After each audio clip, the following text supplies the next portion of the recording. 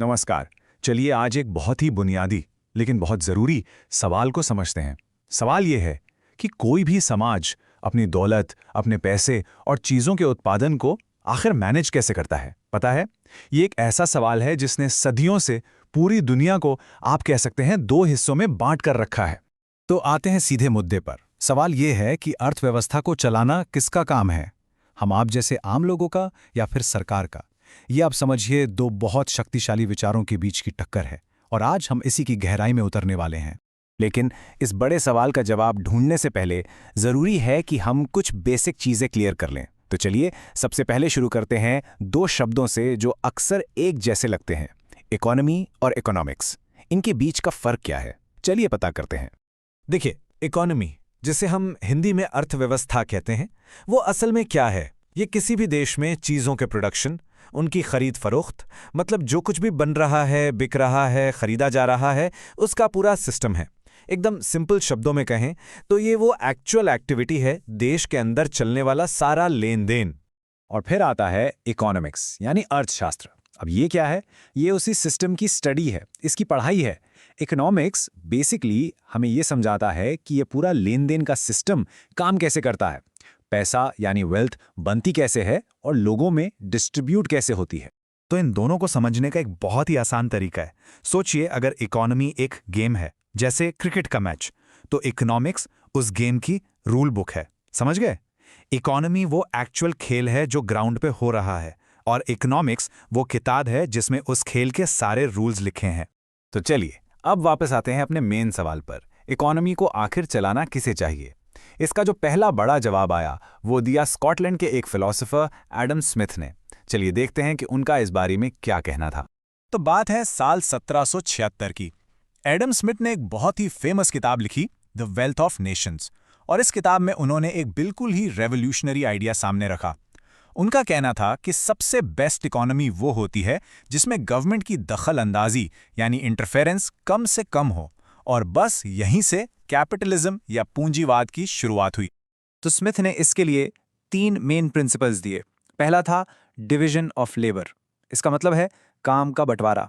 इसको ऐसे समझिए, एक ही आदमी पूरा जूता बनाए, उससे बेहतर है कि एक इंसान सिर्फ चमड़ा काटे, दूसरा उसकी सिलाई करे और तीसरा पॉलिश। इससे क्या होगा? काम तेजी से होगा और क्वालिटी भी बेहतर होगी। सिंपल। उनका दूसरा आइडिया था लेज़े फेयर। ये एक फ्रेंच टर्म है जिसका मतलब है लीव इट अलोन, यानी अकेला छोड़ दो। उनका कहना था कि गवर्नमेंट को बिजनेस और इंडस्ट्री में इंटरफेयर नहीं करना चाहिए। और तीसरा और सबसे इंटरेस्टिंग था द इनविजिबल हैंड। उनका मानना था कि जब हर कोई अपने फायदे के लिए काम करता है तो मार्केट जैसे किसी अदृश्य हाथ से अपने आप सबकी जरूरतें पूरी कर देता है। कमाल का आइडिया है ना? और ये आइडिया सिर्फ एक किताब तक ही सीमित नहीं रहा। हुआ ये कि 1776 में जब अमेरिका आज़ाद हुआ तो आज़ादी के ठीक 1 साल बाद ही उन्होंने एडम स्मिथ के इन्हीं आइडियाज़ को अपनी पब्लिक पॉलिसी का हिस्सा बना लिया। सोच के देखिए। और बस वहीं से ये मॉडल पूरी दुनिया में धीरे धीरे फैलने लगा। वैसे इस कैपिटलिस्ट आइडिया के कई अलग अलग नाम भी हैं। आपने शायद सुना होगा, private enterprise system, free enterprise system या मार्केट इकोनॉमी। नाम अलग अलग हैं, लेकिन इन सब का कोर आइडिया, इनकी आत्मा एक ही है कि इकोनॉमी पर प्राइवेट लोगों का यानी आम लोगों का कंट्रोल होना चाहिए, ना कि सरकार का। तो एक तरफ आ गया एडम स्मिथ का आइडिया। अब इसके बिल्कुल ऑपोजिट एक और जबरदस्त आइडिया सामने आया, और ये आइडिया दिया जर्मन फिलोसोफर कार्ल मार्क्स ने। उनका जवाब स्मिथ से एकदम उल्टा था। उन्होंने कहा, नहीं, इकोनॉमी को आम लोगों के हाथ में नहीं बल्कि स्टेट यानी गवर्नमेंट के कंट्रोल में होना चाहिए। अच्छा, तो मार्क्स ऐसा क्यों कहते थे? उनका मानना था कि कैपिटलिज्म में होता यह है कि फैक्ट्री के मालिक यानी जो अमीर लोग हैं वो मजदूरों से, वर्किंग क्लास से खूब काम करवाते हैं और सारा प्रॉफिट खुद रख लेते हैं।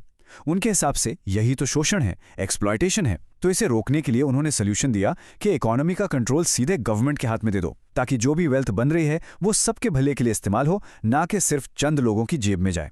और इस आइडिया को सबसे पहले उस वक्त के यूएसएसआर ने और बाद में चीन ने भी अडॉप्ट किया। तो ये जो स्टेट लेड इकोनॉमी का आइडिया था, इसके भी 2 मेन वर्जन्स हमें देखने को मिले। पहला था सोशलिज्म, जैसा कि यूएसएसआर में फॉलो किया गया। यहाँ पे क्या था कि फैक्ट्री, खेत यानी प्रोडक्शंस की बड़ी बड़ी चीज़ें, उनकी मालिक सरकार थी। दूसरा रूप था कम्युनिज्म का, जैसे कि 1985 से पहले चीन में था। ये और भी सख्त था। यहाँ पे सरकार ना सिर्फ सारी प्रॉपर्टी की मालिक थी, बल्कि ये भी तय करती थी कि कौन सा इंसान क्या काम करेगा। मतलब कंट्रोल बिल्कुल एब्सोल्यूट था। तो ठीक है, अब हमने दोनों साइड्स देख लिए हैं। एक तरफ है प्राइवेट कंट्रोल वाला कैपिटलिज्म और दूसरी तरफ है स्टेट कंट्रोल वाला मॉडल। तो अब ये देखना इंटरेस्टिंग होगा कि ये दोनों सिस्टम्स एक दूसरे को क्रिटिसाइज कैसे करते हैं। आखिर इनकी आपस में क्या आलोचना है?